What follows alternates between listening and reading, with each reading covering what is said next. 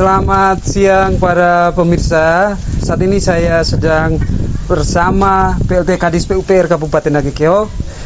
Siang hari ini saya penasaran karena baru saja terjadi sebuah peristiwa yang boleh dikatakan bermakna atau berarti buat masyarakat Nagekeo, terutama di Dinas PUPR. Selamat siang Pak PLT Kadis PUPR. Selamat siang, Pak Kabar. Saya penasaran apa yang baru saja terjadi siang hari tadi. Terima kasih. Pada hari ini tanggal 28 Juni 2023 dan bersamaan dengan hari libur, tapi kami Dinas PUPR barusan kita punya alat 1 unit ekskavator pengadaan tahun 2023 melalui e-katalog baru diberkat oleh Bapak Pastor, yaitu Pater Sakarias Kaju SPD, dan beliau baru sebulan. Dan hari ini kita rencanakan setelah berkat besok atau lusa kami agendakan untuk alat ke ruas-ruas jalan yang menjadi prioritas. Begitu Pak Kabak. Ya, ini jadi tadi ada pemberkatan alat yang ada di belakang. Betul. Namanya yang biasa disebut ekskavator, tetapi sesungguhnya dari asal katanya dia lebih tepat disebut eskavator. Eskavator. Iya. Eskavasi artinya mengeruk. Jadi ini alat fungsinya untuk mengeruk. Iya. Mengeruk. Jadi boleh digambarkan sedikit nanti kira-kira kerjanya untuk apa saja? Manfaat dari alat ini. Terima kasih Pak Kabak. Tahun 2023 memang sangat mendesak pengadaan alat ini. Memang kita di PUPR ini untuk ekskavator atau eskavator tadi itu kurang lebih sudah mencapai 2028 itu ada 2 unit, tapi alat usianya sudah secara ekonomi sudah tidak fungsional lagi, sehingga 2020 kemarin kita pengadaan 2 unit. Terus kemudian di 2023 kita pengadaan 1 unit. Karena apa kita tambah untuk pengadaan alat ini? Memang kurang lebih 46 ruas jalan kabupaten yang harus ditangani oleh Dinas PUPR. Sehingga karena anggaran dari tahun 2020 sampai saat ini terbatas, sehingga dengan pengadaan alat ini sangat beruntung dan dukungan dari Bapak DPRD, sehingga dari 2022-2023 kita ada 3 unit. Mudah-mudahan 3 unit setelah alat ini diberkat dapat maksimal untuk pelayanan masyarakat. Begitu Pak Kabak. Ya, bisa ceritakan sedikit harapan doa apa yang tadi dititip melalui pemberkatan oleh tangan Pater Sakarias. Jadi Pater Sakarias bicara banyak dalam khotbahnya, dalam arahannya. Jadi dengan peristiwa barusan, kiranya alat ini kepada kami sebagai operator, teman-teman dari dinas, memberikan keselamatan, terutama keselamatan dalam pekerjaan di lapangan. Dan juga alat ini bermanfaat bagi masyarakat, bisa berkinerja maksimal. Iya, kinerja lebih maksimal. Bisa berkinerja maksimal. Ya. Jadi sebenarnya alat yang ada itu sudah 4 unit. 4 unit. 2-nya sudah tidak fungsional. Dari sisi umur ekonomisnya lebih banyak uang yang keluar untuk pemeliharaan daripada investasi yang kita peroleh. Jadi saya sekali lagi saya konfirmasi ini aset ini adalah investasi buat Pemda. Jadi untuk alat berat, selain kita harapkan bisa jika ada menghasilkan pendapatan asli daerah, jika ada, tetapi lebih kita investasikan untuk pekerjaan-pekerjaan pokok Dinas PUPR.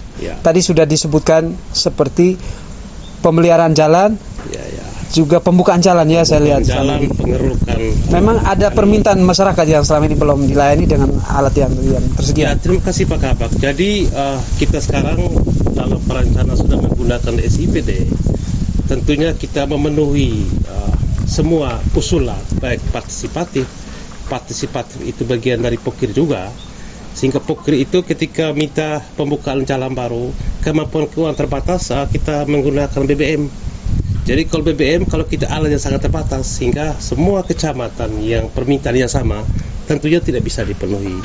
Sehingga mudah-mudahan kita setiap tahun dukungan dari dari DPR untuk pengadaan alat, kiranya semua kecamatan yang usul melalui musrembang, terus kemudian juga pendekatan perencanaan dengan pokir juga bisa menjawab itu semua dengan menggunakan alat, Pak Kabak. Iya, selain pekerjaan pokok Dinas PUPR Ya, di bidang ya, Bina Marga maupun PLP, ya.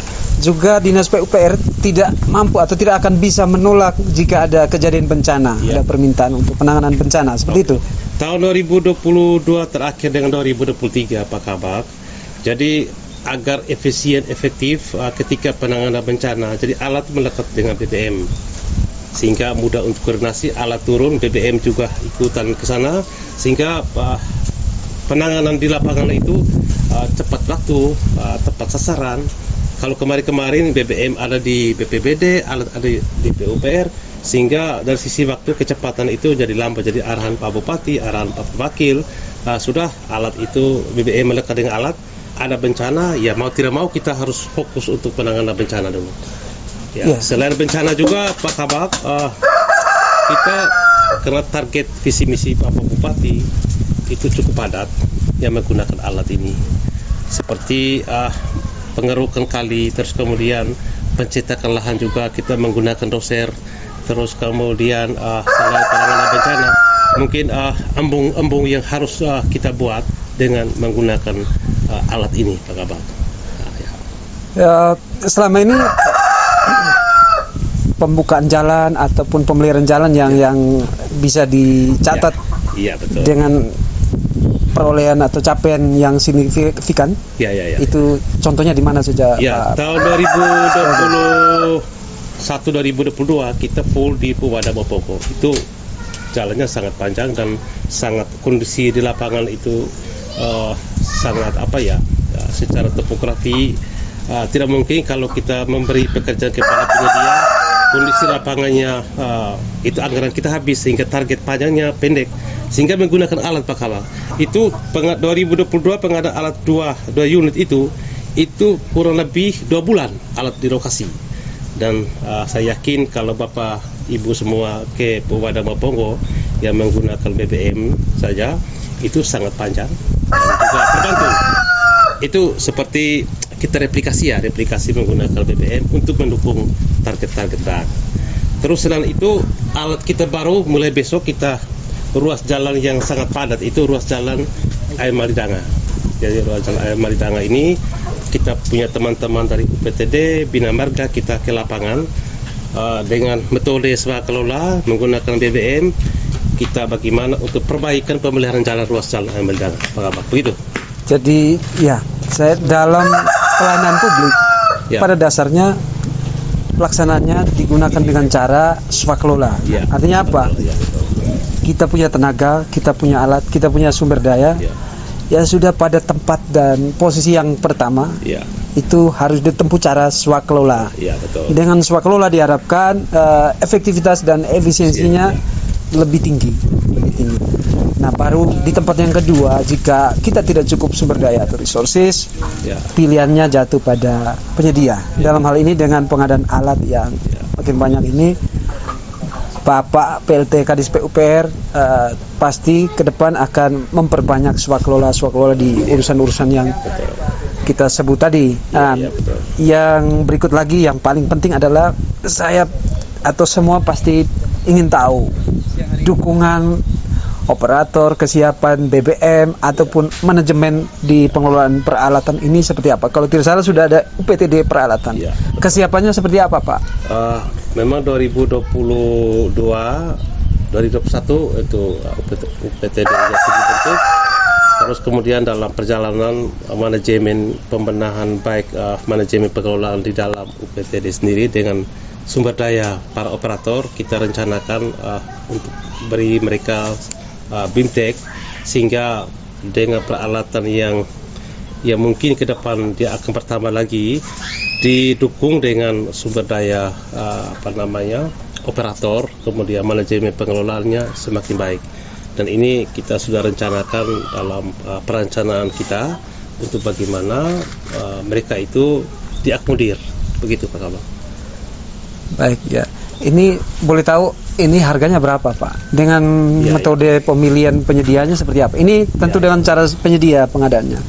Oh iya Pak Kabak, ini pagu yang kita alokasi kemarin itu 1,8, tetapi karena dia metodenya e-katalog, mungkin Pak Kabak lebih tahu ya, kita hanya 1,6, sehingga ada 200 kita ada saving ya, mudah-mudahan ada penambahan sisa dari saving itu kita tambah lagi peralatan lain lagi untuk peralatan atau ya alokasikan untuk BBM. BBM ya betul.